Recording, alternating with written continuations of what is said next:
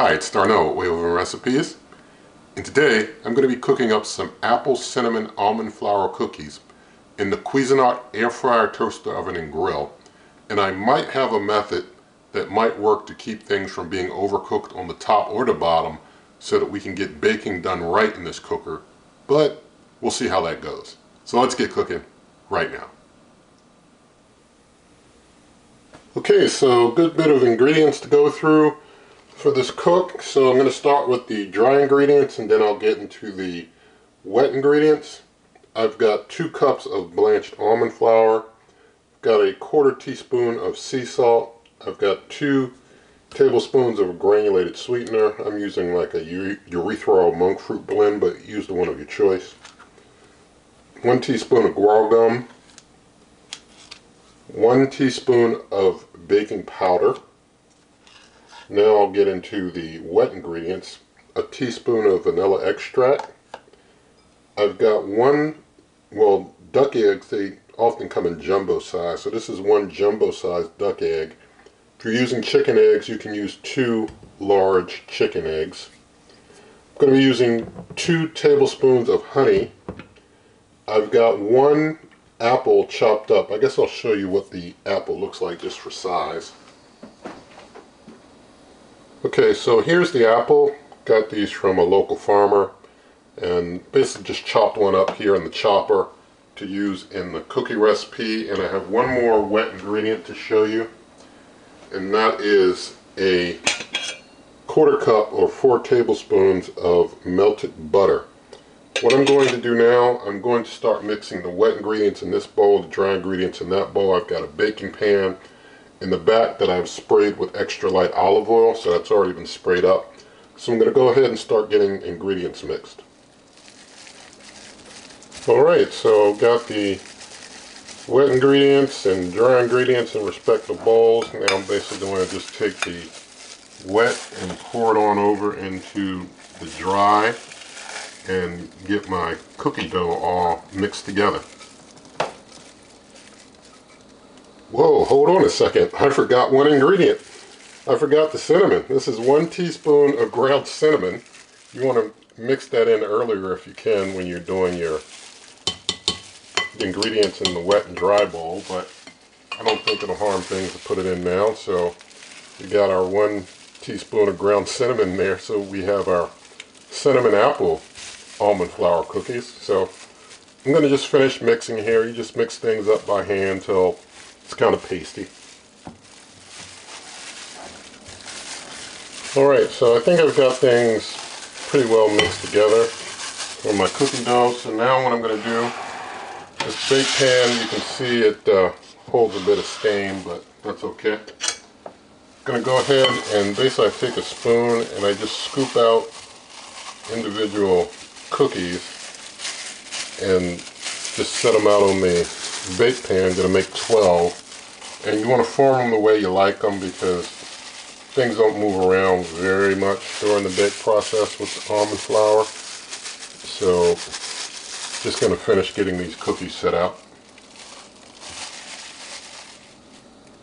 Alright, I've got my 12 cookies all set out, and I'm going to put the bake pan on the higher of the 2 rack levels, and we'll see if we can keep things from getting too burnt on the bottom this way. If you've seen earlier cooks with this cooker, basically if you use convection bake, the tops are going to get really burnt. If you use bake, the tops are going to get burnt even if you put things on the lower rack level. Now if you put things on the lower rack level with warm, it's going to basically overcook the bottom if you put it on the bottom with warm. Now this time, without doing a preheat, because usually I'll do a preheat so things are really hot, and it seems like maybe that helps to cause things to get overcooked on the bottom, but this time I've got things on the higher rack level. I didn't do a preheat. I'm just going to let it straight cook as is, and we'll see how things turn out. But I've got it on 350. I'm going to be using the warm setting so that there's no fan at all. Bake has a light fan. Convection bake has a high fan, so I don't want any fan at all.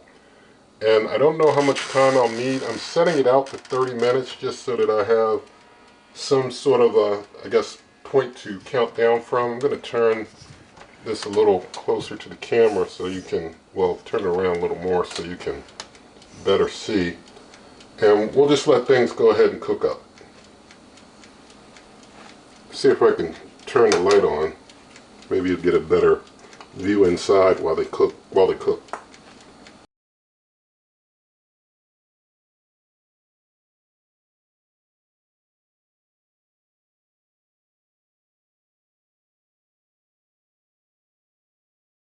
Okay, I've let these cook for 20 minutes, and I'm going to basically just feel the tops to see how they feel. There's no pause on this cooker, so you just got to kind of go in and do what you want to do. Tops are, they might be done. They might be. Let me get my pot holder here. I'm feeling kind of good as far as, I think we can do another 5 maybe. Yeah, give them another 5 minutes or so.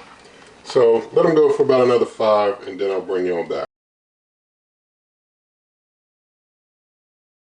Alright, I've let things go for maybe less than 5 minutes, maybe about 5. But I'm going to go on in here now, and things are looking, yeah, I think we're good. Things look pretty good now. So I'm going to turn the cooker to off and basically stop it. And even though they still need some time to cool, I'm just trying to get one off just so you can see the bottom of one coming right out the cooker. We can see it's already, you know, pretty black. So they still overcook on the bottom, seems no matter how you do them. I'm going to set them aside to cool. Alright, so I've given things some time to cool down, and for you who have seen me do bakes in this cooker earlier, you know I've tried preheat and stuff like that. So I think, you know, as far as the bottoms of things getting burned, it seems unavoidable with this cooker, and that's unfortunate. I just don't find this cooker to, I guess, you know, it's just not a baker. It's got a bake function. It's got multiple bake functions, but it's just not looking like it's a baker. But we're going to go ahead and taste test these. So thank God for some cookies, and let's taste. Get one here. All right.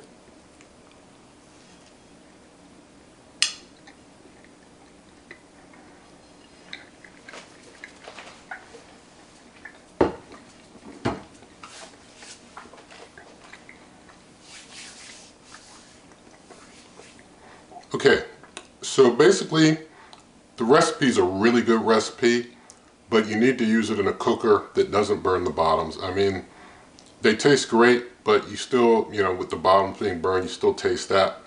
So, you know, I've done plenty of cooks with different cookers on this channel to show ones that bake well, ones that don't. But this one, it's just, as far as baker, it's just not a baker at all. I mean, just not a baker. As far as doing baked goods, just not good for it in my opinion. But it can do your, you know, other stuff pretty decent. And keep in mind, this is the Cuisinart AirFryer Toaster Oven and Grill. It's not just the simple air fryer oven or one of the others. I've had like the digital air fryer oven, the regular size one and the large one. Did full reviews here, plenty of videos here on the channel of those as well, and had a bit more success in baking with those also. But this one, the air fryer toaster oven and grill, it's just, you know, trying a whole bunch of different ways that baking just doesn't work out. That's unfortunate for the cooker, but that's the way it is. So nothing in this video is sponsored. In the video description, lots of ways to help the channel, such as my cookbook, merch, membership, donations, all of that good stuff. There's a referral link. You can use like my Amazon referral link to buy this cooker, pay the same price, help the channel. Or if you use that as your jump off point for any of your shopping, still helps the channel. So all good there. And so if you did like this video, please do give it a thumbs up, share the video with your friends, leave a comment, subscribe, hit that notification icon, and good eating.